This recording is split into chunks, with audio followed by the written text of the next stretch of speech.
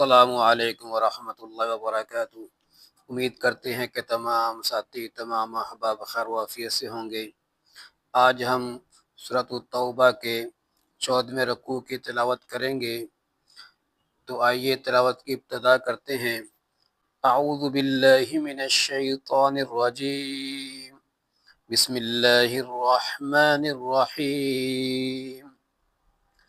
इन्नल्लाह अश्तरा मिनल मुअ्मिनीन अनफुसहुम व अम्वालहुम बिअन्न लहुमुल जन्नह युक़ातिलून फ़ी सबीलिल्लाहि फ़यक़्तुलून व युक़तलून वअदन अलैहि हक़्क़न फ़ित्तौराति वल इंजील वल क़ुरआन वमन औफ़ा बिअहदिही मिनल्लाहि फ़स्तबशिरू बिबैइकुमुल्लज़ी बायअतुम बिही वज़ालिका हुवल फ़ौज़ुल अज़ीम।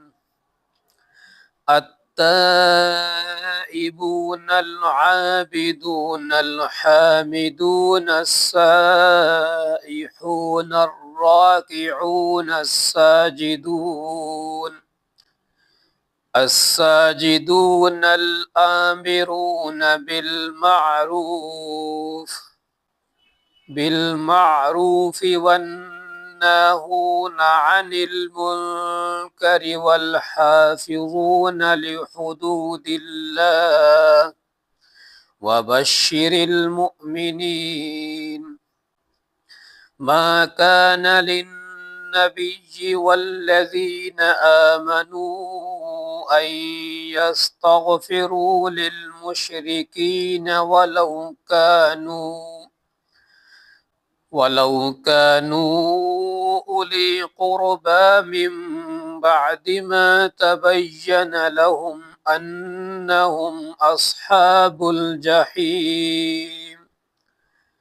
وما كان استغفار إبراهيم لأبيه إلا عن موعدة وعدها إياه فلما تبين له أنه عدو لله تبرأ منه إن إبراهيم لأواه حليم.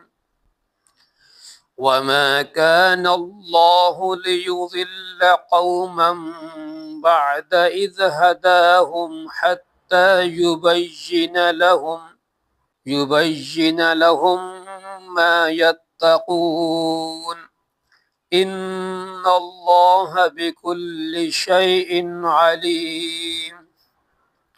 إن الله له ملك السماوات والأرض يحيي ويميت وما لكم من دون الله من ولي ولا نصير.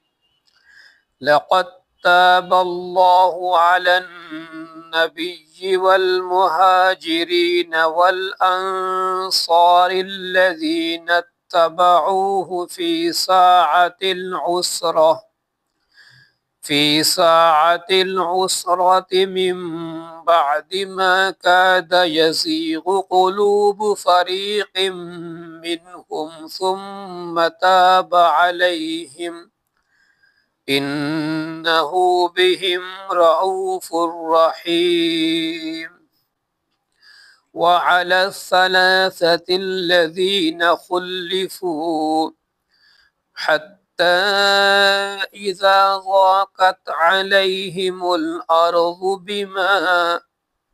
بما رحبت وضاقت عليهم أنفسهم وظنوا أن لا ملجأ من الله إلا إليه ثم تاب عليهم ليتوبوا إن الله هو तव्वाबुर रहीम।